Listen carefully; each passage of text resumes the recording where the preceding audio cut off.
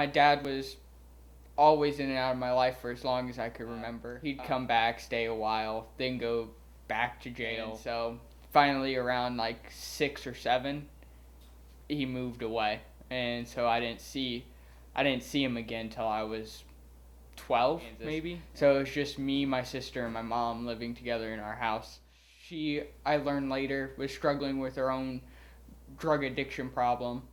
I remember one time getting up and it was like 2:30 at night, and I hadn't had anything to eat for 3 days or so, and I got up to try to find something, and all I could find was a jar of peanut butter. Not even any bread or anything to put the peanut butter on, so I just ate a couple of spoonfuls of peanut butter. I can remember boiling water to take a bath in the sink because our hot water, our gas was shut off, and our electricity was shut off. You get used to it. I thought that was normal. Eventually, the state came in and they saw how we were living, and so they took us away, me and my sister, away from my mom, and they called my grandma, which lived here, and asked her, we got these 2 kids, we could put them into foster care. Do you want to take them in? Thankfully, she took us in, and that was when we were 10. I was 10, my sister was 11, and so we moved here, but we were still moving with a grandma that we maybe seen twice, 3 times in our life, so it's basically like moving in with a complete stranger. It was all a pretty difficult time, just up in the air. I'd been here for about a year. She asked me, what do you want to do? I want you involved in an activity to get out, because I just go to school, come home, wasn't really doing anything, wasn't socializing with people. And I told her I wanted to race. Initially, I thought dirt bikes. Well, what does a 60-year-old woman do with that information? Okay, my grandson wants to race. Actually, a family friend said, no, you don't want to go dirt bike racing. Dirt bike racing's way too dangerous. Why don't you come watch my son race? We have a local race in town. It's a big go-kart race. Why don't you come watch him race go-karts? So we did, and that's where we met Roger, who's my mentor. He built my first go-kart. He's 71 years old now, and I can honestly say my best friend's a 71-year-old man. We've covered a lot of miles together. We've been everywhere from Arkansas to Sun Prairie, Wisconsin, to Iowa, all the way out to Indiana. We've been all over the Midwest and covered a lot of time.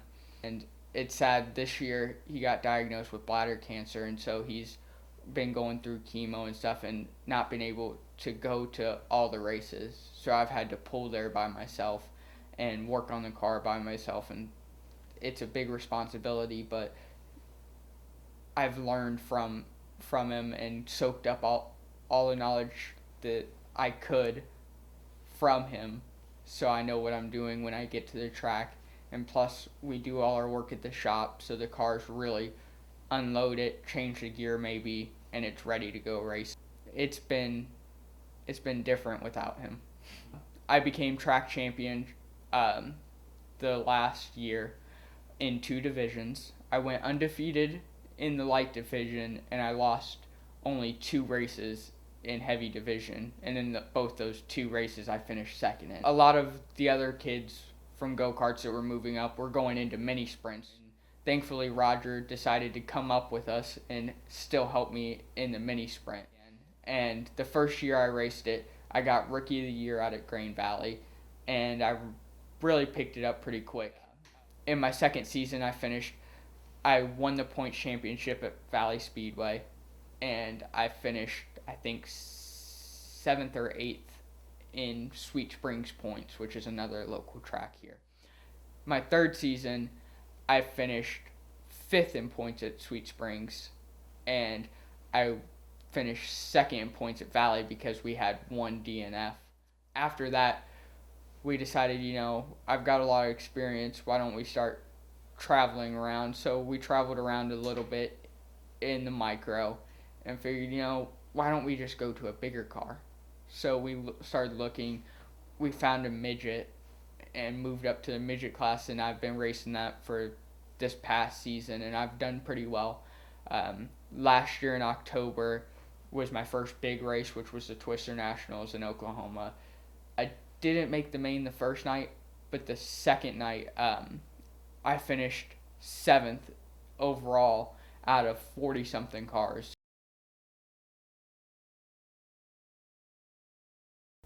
It was actually 2.5, 3 years ago out at Valley Speedway. It was the opening night of the season, and I won my race in the micro sprint, which was the first division out that night.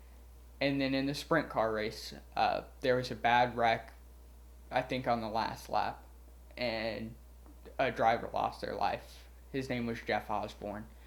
And when you're at the same racetrack as that and you see somebody lose their life to something you love doing, it really moves you. And I decided to donate my purse that night to the family. And actually, a family friend said, my specialty is helping in the community. Why don't we do something more for this family? Because my purse that night was $300, and he said, every dollar helps, but $300 isn't going to go that far. Let's do this right and get them enough money to actually do something.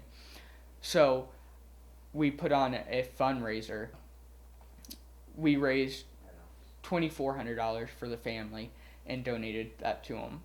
And I really just became inspired by that, and I said, why don't we go further? Why don't we make this an actual thing to help people in the community, not just stop here? So that's what kind of sprang that into life. And after, I don't know, a month or two of doing it, the Boys and Girls Club took interest because, it was a nonprofit headed by a 15-year-old kid at the time. My background and stuff lined up a lot with the kids in the Boys and Girls Club. I had, a similar background to them. And so my story of coming from that background and turning it around and turning it into positives for other really fit in there. So I started going and speaking to the clubs, and after doing that, they really took an interest in me, and that's why they named me their Goodwill Ambassador and the official spokesperson, because